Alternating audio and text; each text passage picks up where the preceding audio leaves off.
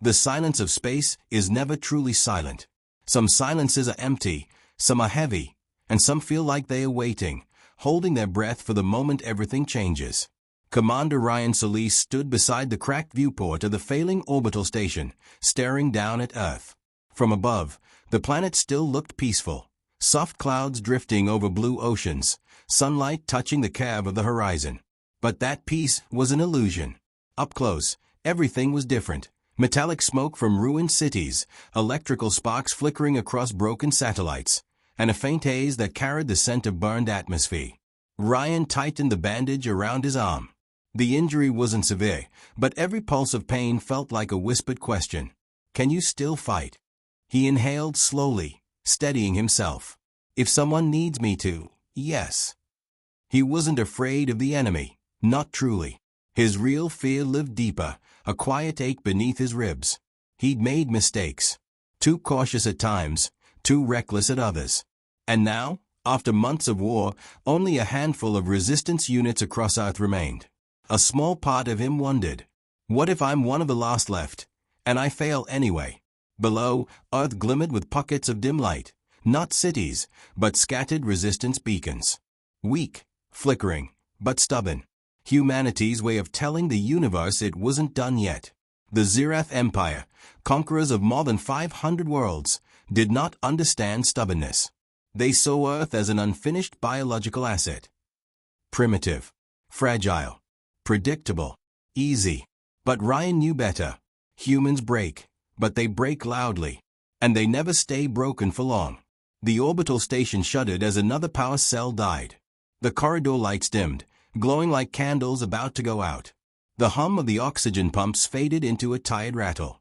Ryan's boots echoed softly against the metal floor, an echo filled with emptiness, as if the station itself was running out of time. Just reach the source terminal, he muttered. If I can send the warning, the others will have a chance. The path to the terminal was filled with drifting smoke from a ruptured conduit.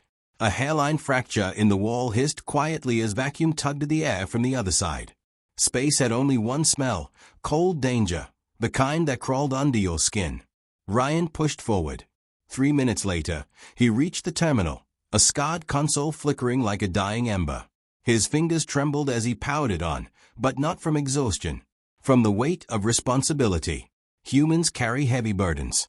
They just don't like admitting how scared they are. The machine sputtered, coughed light, then flickered to life. Ryan leaned close and recorded the message. Short, raw, but defiant. To whoever hears this, we're still alive. We don't surrender. If the enemy is here, remember, humans fight until there's nothing left to take. We will not stop. His voice wavered. He stopped the recording, closed his eyes, breathed in. Then he started again, this time steady, grounded, unbreakable. The moment the message shot into space, the station sensors blared weakly. Faint shapes appeared in the darkness. No, not shapes. Ships. The enemy had arrived. Closer than he'd feared. Ryan stepped to the viewport as the first massive silhouettes drifted into view. The Zirath fleet blotted out the stars, silent, dark, and overwhelming. For a heartbeat, he felt impossibly small. A soft whisper inside him said, "We can't win. We're insignificant." But humans are strange creatures. For every moment of fear, there's another moment, stronger, brighter, defiant. Ryan straightened his shoulders. "Maybe we're small," he whispered. "But we don't stay small when someone tries to crush us." Across Earth, tiny signals lit up one by one. Pockets of resistance activating. Not calls for help, calls to fight. Thousands of scattered humans rising in unison, all pushing back against the dark. A slow, fierce smile touched Ryan's lips. "All right then," he said softly. "Let's see whether this universe belonged to them, or whether humanity was just waiting for its turn." He picked up his sidearm. The station lights flickered. The walls trembled. And beyond the cracked glass, the engines of the Zirath fleet roared alive. The battle for Earth had begun. And humanity, wounded, scattered, cornered, refused to die quietly. The landing wasn't quiet. The Zirath Empire prided itself on precision, perfect formations, controlled descents, synchronized deployment. But Earth refused to welcome them gently. As the first dropships cut through the upper atmosphere, the wind howled against their hulls, turbulent currents shaking the metal like something alive. Inside the lead craft, Commander Verex narrowed his eyes at the readings. Atmospheric instability, the pilot muttered nervously. No, Verex corrected softly, this planet is angry. Zirath soldiers weren't used to planets that pushed back. Worlds they conquered usually lay still, resigned, defeated long before their fleets touched soil. But Earth, even its storms, seemed defiant. Below, the coastline came into view, gray waves crashing against pale sand, an abandoned city rising like broken teeth behind it. There were no welcoming lights, no surrender signals, no panicked crowds running for shelter. Just silence. Verex didn't trust silence. The dropships landed, metal legs sinking slightly into wet sand. The doors hissed open, and a rush of cold air hit the soldiers, sharp, salty, mixed with the smell of distant rain and faint smoke drifting from the ruined city. The Zirath warriors stepped out with disciplined caution, armor gleaming, visors scanning, weapons ready. They expected chaos, screams, or at least resistance units firing blindly. Instead, they found emptiness. A lone seagull cried overhead. Waves rolled in and out with calm rhythm. One soldier muttered, "Is this really the species that sent that message? It feels abandoned." Verex didn't answer, because the sand beneath his feet felt wrong, too smooth, too recently disturbed. And then he noticed something. Footprints. Hundreds of them. Leading inland. Erratic, uneven, overlapping. Not fleeing. Positioning. Take cover. Verex barked. Too late. A burst of movement exploded from behind a half-collapsed seawall. Figures, 10, maybe 12, humans in mismatched clothing, scavenged armor, dirt-smeared faces, and determined eyes. They weren't soldiers in the traditional sense. They had no uniform, no formation, no standard weapons. But they had coordination, and something far more dangerous. Desperation sharpened into courage. The humans moved like ghosts through debris. Quick steps, short commands, sharp timing. They turned their ruined home into a maze only they understood. Flashes of light came from their simple weapons, homemade launchers, sonic diversions, and compact EMP charges they'd ripped from old machines. Zirath shields flickered, not breaking, but reacting, forced to adapt. One soldier scoffed, primitive. His visor filled with static as another EMP pulse hit. He staggered back, disoriented. Human resistance fighters didn't wait. They didn't stand still long enough to be easy targets. Each one struck and moved, like sparks trying to start a fire in a storm. Verex watched with rising irritation, and something else he hadn't felt in centuries. Unease. These creatures, he muttered, fight like they have nothing left to lose. It wasn't the weapons that bothered him. It was the eyes. Human eyes. Tired. Afraid. But unshakably stubborn. Zirath soldiers finally regrouped, pushing forward with disciplined formation. The humans slipped away into the debris-filled streets, vanishing as quickly as they had struck. One Zirath lieutenant approached Verex. "So, the resistance is scattered. Weak. Their weapons are ineffective. Permission to pursue and eliminate immediately." Verex didn't respond right away. He looked toward the ruined city, jagged buildings, broken glass glinting in fading light, distant thunder rumbling behind clouds. A place scarred, yet refusing to die. He replayed the brief clash in his mind. Humans were outmatched, exhausted, but they attacked anyway. Not out of confidence, but because their fear lived beside their will to survive, not under it. At last, Verex said quietly, "Permission denied." The lieutenant blinked. Denied. "These were not soldiers," Verex replied. "They were survivors. And survivors are far more dangerous. They adapt. They learn. They resist long after logic says they should stop." He looked again at the city. This world is not conquered. Not yet. And not easily. Far above them, in the broken orbital station, Ryan Solis watched the same coastline through a fading monitor feed. He couldn't see details, but he spotted the impacts, the movement, the flares of energy. Someone down there was still fighting. The knowledge stirred something warm in his chest. A second breath. A second heartbeat. He whispered to himself. Hold on. Just hold on a little longer. I'm coming. The Zirath Empire believed Earth was weak. But Earth had just shown its first truth. Humanity falls, but it never stays down. Ryan Solis had never liked the sound of failing machinery, but right now that soft clicking inside the orbital station felt like a countdown. The station drifted in low orbit, wobbling slightly as stabilizers continued to die one by one. Metal panels groaned, lights blinked without rhythm, and power conduits pulsed weakly like fading veins. He stood in the dim hallway, breathing steady, but inside, a storm churned. He kept replaying the faint battle feed he'd seen from the coastline, tiny flashes, shadows of movement, small resistance squads firing improvised weapons at an empire that had crushed 500 worlds. They are still fighting, Ryan whispered again, saying it helped him believe it. But the warmth the sight gave him faded quickly as his situation returned to focus. Every environmental reading screamed the same truth. This station couldn't survive another hour. A section of the ceiling rattled. Dust drifted down. He ducked instinctively. Easy, you're not dying up here.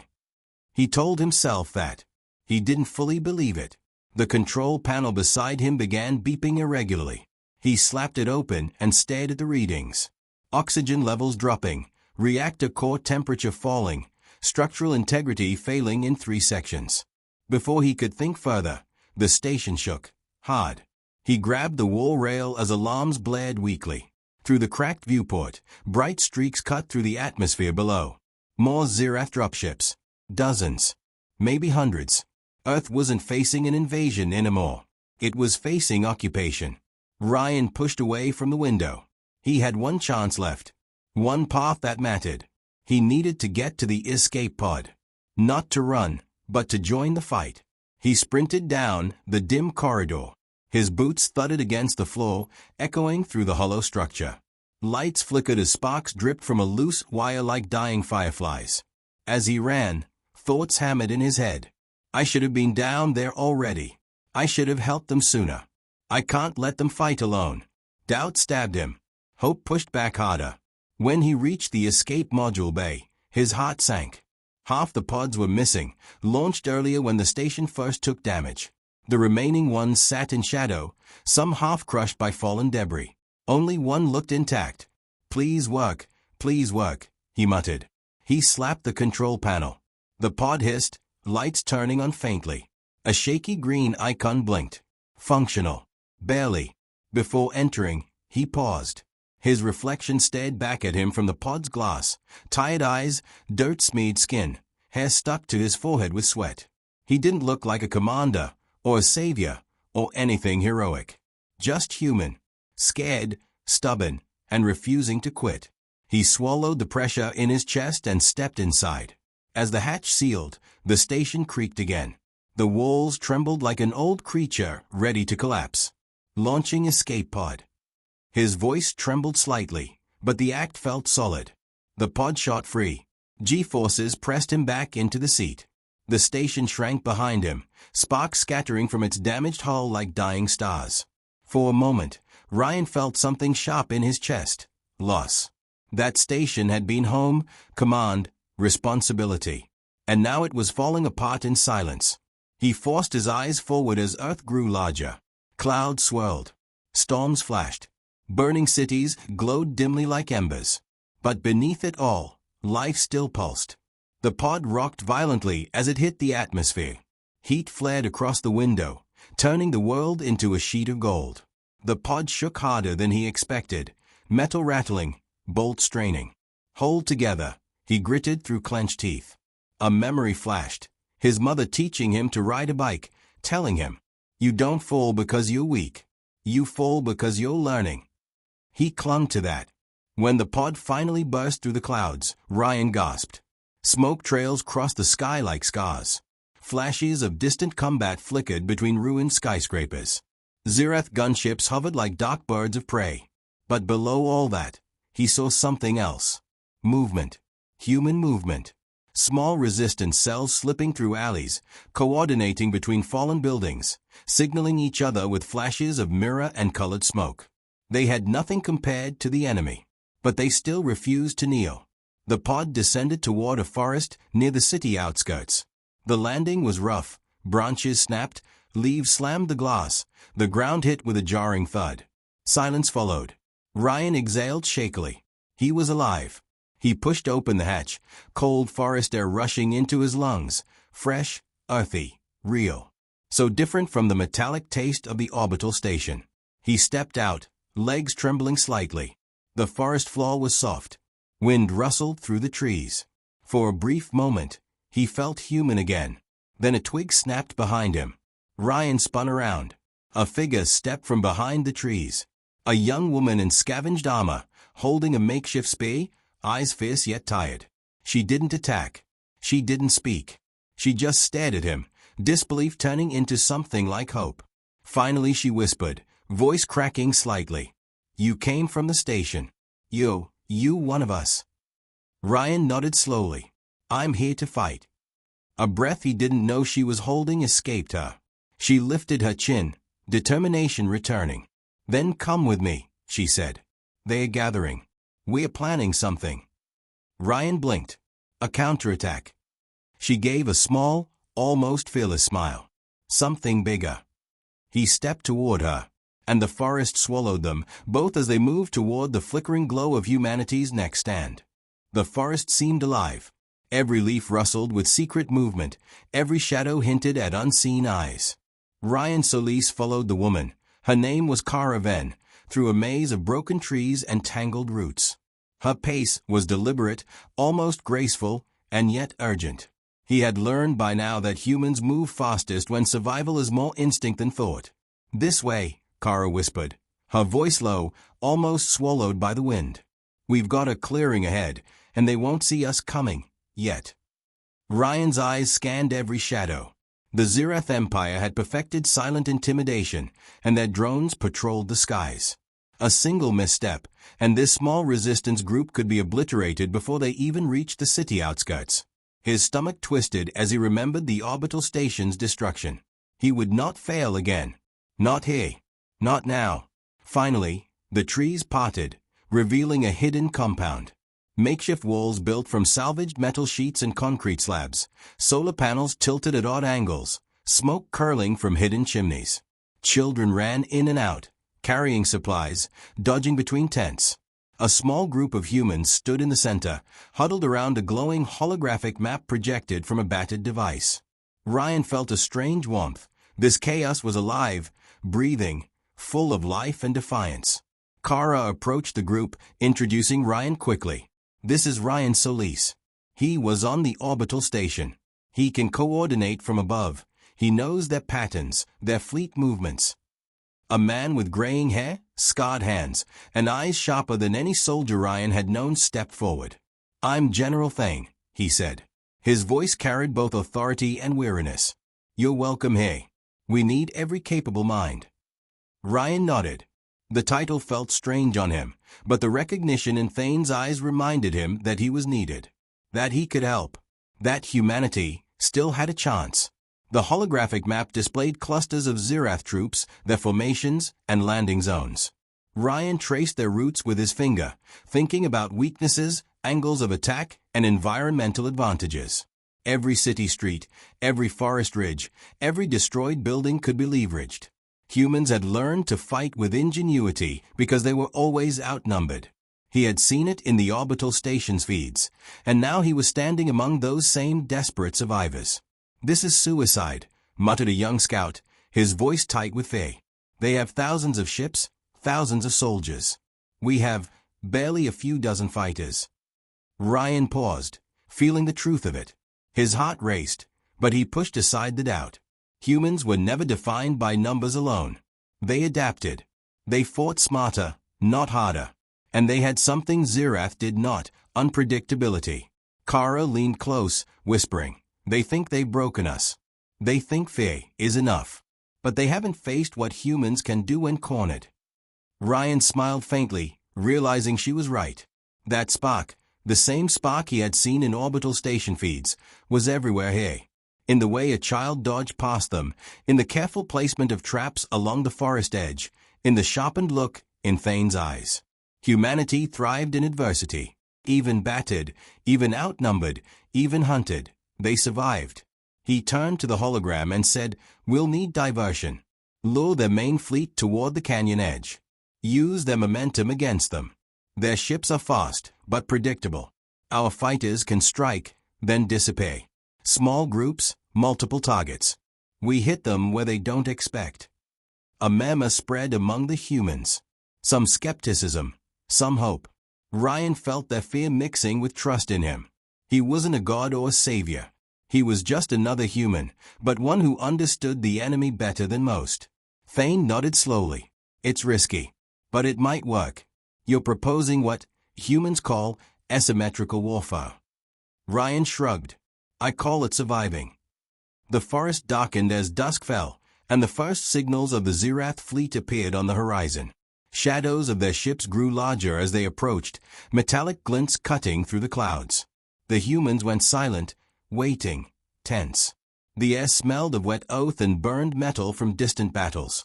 Every step forward was a gamble. Ryan's mind raced. Doubts whispered in the back of his mind. What if we fail? What if Kara? What if Thane? What if all of them die because I miscalculated? But then he looked around at their determined faces, the children who trusted them, the fighters who had risked everything just to be here, and he found the answer. Humans may be small. Humans may be fragile. But humans were not weak. And they never gave up. He drew a deep breath, letting the cool forest air fill his lungs. "Tonight," he said softly, yet clearly enough for everyone to hear, "we fight. Not because we expect to win. Not because the odds are in our favor. But because we refuse to surrender. The Zirath will learn something about humanity they've never known." A small cheer rose from the group, quiet but fierce. It wasn't a battle cry yet. It was a promise. One that would echo across South and beyond. Above them, the Zirath fleet moved into position, unaware that they were about to be outwitted by the species they thought they had already conquered. Ryan clenched his fists. This was only the beginning. And humanity was ready. Dusk had deepened into night, and the forest shadows stretched long and dark. Ryan Solis crouched behind a fallen tree, Kara Ven beside him, listening. Somewhere ahead, Zirath patrols moved with disciplined precision. Their metallic boots crunched against debris, and the faint hum of their energy weapons cut through the night like a warning. Ryan's fingers brushed the worn grip of his sidearm. He'd fought from orbit. He'd survived falling stations, but nothing compared to this. Humans against the might of an empire that had conquered 500 worlds. Every heartbeat reminded him that one misstep could mean annihilation, not just for him, but for this entire resistance cell. Kara whispered, "They are splitting into two groups. One patrol will take the ridge, the other is heading toward the canyon path. If we time this right, we can force them into our trap." Ryan nodded, scanning the terrain. Moonlight filtered through broken trees, revealing the faint glimmer of improvised tripwires and camouflaged pits they had dug earlier. Small, crude, and deadly. Humans had no luxury of overwhelming firepower. They had only cunning, improvisation, and an unshakable will. "We set the diversion," Ryan said softly. "I'll lead the ridge group. You take the canyon. Split them up, hit fast, vanish." Kara glanced at him. Her eyes, fierce even in the dim light, flickered with concern. "You're putting yourself in the open. Are you sure?" "I've survived worse," Ryan replied, though a knot tightened in his stomach. He had no illusions about the Zirath soldier's skill. Each encounter, each calculated move could mean life or death. But he also knew the alternative, letting the enemy march unchecked into the resistance camp, was unacceptable. The first patrol appeared. Shadows elongated as the metallic forms moved in silence. Ryan held his breath, waiting for the perfect moment. Then, with a nod from Kara, he sprinted across the clearing. Sparks from hidden wires erupted at the edges, creating a sudden flash of light. The Zirath soldiers halted, confused, scanning the shadows for an invisible attacker. Ryan darted between trees, firing his sidearm in controlled bursts, each shot aimed not to kill but to destabilize, to force movement and misstep. The patrol split, chasing him into the preset traps. He heard the satisfying clang as a metal pit door snapped shut behind one of them, the others tripping over hidden cables that sent their weapons sparking uselessly. From the canyon path, Kara's team struck simultaneously. She hurled a compact EMP device toward a hovering patrol, and the energy pulse disabled their sensors instantly. The Zirath soldiers froze, unable to react as the humans closed in with makeshift spears and slingshots loaded with electrified charges. Ryan's heart pounded, adrenaline sharpening his senses. Each human move was precise, rehearsed instinctively over weeks of preparation. Despite exhaustion, fear, and injuries, they fought like a single organism, small yet coordinated, fragile yet deadly in their unpredictability. When the last of the patrol scrambled away, dazed but alive, Ryan allowed himself a brief pause. He wiped sweat and dirt from his face, listening to the forest around him. The distant hum of the Zirath fleet reminded him that this was only the first wave. The Empire's ships could not be stopped by a few traps, but they could be delayed, manipulated, and undermined, if humans remained smart, patient, and relentless. Kara joined him, breathing heavily, a faint smile on her face. "We bought the camp sometime. But more are coming. They'll learn quickly that traps alone won't stop them." Ryan nodded, scanning the horizon. The first glimmer of dawn was approaching, faint but inevitable. He felt the weight of responsibility pressing down, not just to survive, but to ensure that humanity's spark remained alive. The Zirath may control fleets and weapons, but humans controlled ingenuity, courage, and unpredictability, qualities the Empire never fully anticipated. He crouched lower, looking at the young fighters emerging from the shadows. Fear was in their eyes, yes, but also resolve. Every one of them was fighting not just for survival, but for the right to continue existing, to prove that humans could resist even the greatest of odds. Ryan swallowed. "This isn't over," he said aloud, more to himself than anyone else. "We've shown them what humans can do, but the real fight begins now." And somewhere deep in the forest, hidden from both friend and foe, the resistance regrouped, hearts pounding, minds racing, ready to strike again. Humanity's first victory was small, yet significant. They were still alive. They still fought. And in that survival lay the promise that one day, the Zirath would realize, humanity could not be conquered, not fully, not ever. The night faded into a tense dawn, shadows giving way to light, revealing the scarred but unbroken forest. Ryan and Kara exchanged a look of silent understanding. This was only the beginning. Humanity had just taken its first stand. Dawn broke over the forest, pale light filtering through shattered trees and smoke. Ryan Solis crouched behind a fallen trunk, Kara Ven at his side, both listening to the distant hum of the Zirath fleet overhead. The Empire's ships glinted in the rising sun, massive shadows stretching over the landscape like harbingers of doom. But the humans below were ready. Ryan's pulse throbbed in rhythm with the distant mechanical hums. He had planned every movement, every diversion, every trap, but even the best strategies depended on the humans holding their knife. And now, the final wave had begun. Patrols swept forward in perfect formation, expecting obedience. Instead, they were met with chaos. From the forest edges, human fighters emerged, small, agile, and unpredictable.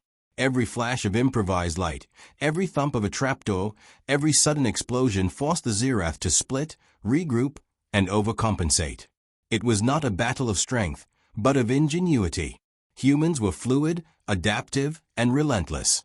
Ryan moved through the smoke and underbrush, guiding pockets of fighters, coordinating distractions with precise timing. He felt each step, each decision, press heavy against his conscience. Every miscalculation could mean death. Every hesitation could cost lives. Fear whispered at the edges of his mind. But hope, stubborn and unyielding, pressed louder. Kara signaled from the ridge. "Flank them. Drive them toward the canyon." Her voice cut through the chaos. The humans understood instantly, moving as one. The Zirath soldiers, trained to fight predictable enemies, were thrown off completely. One by one, squads were funneled into prepared traps, canyons rigged with nets and electromagnetic pulses, sudden collapses of loose terrain. The terrain itself became a weapon. Ryan paused for a moment, catching sight of a Zirath lieutenant charging toward a separated group of fighters. Time slowed. He raised his weapon, aimed carefully, and fired. The shot didn't kill. It disabled the enemy's control panel, causing a chain reaction of sparks and short circuits. The lieutenant froze, bewildered by the humans' tactics. It was a small victory, but it rippled across the battlefield, sowing confusion among the Zirath. Amid the chaos, Ryan's mind flickered inward. He remembered the orbital station, the destruction, the fear, the weight of responsibility pressing against him like gravity. He remembered the messages he had sent into space, the hope that some part of humanity would survive, even if he didn't. And now, standing among these brave, defiant humans, he understood. Survival was never passive. It required courage, decisiveness, and the willingness to face impossible odds. A sudden roar of engines above reminded him of the fleet looming in orbit. The Zirath were adapting, sending reinforcements down, attempting to regain order. Ryan felt the pressure of inevitability pressing against him. The humans could not hold forever, but they could make their stand count. He caught Kara's eye across the clearing. Her face was smeared with dough and sweat, eyes sharp and resolute. She nodded slightly, and he knew what needed to happen. The final move. The humans would have to strike together, synchronized, at the exact moment the enemy was overextended. Now! Ryan shouted. The forest erupted. Every human fighter surged forward with precision, converging on the trapped Zirath squads.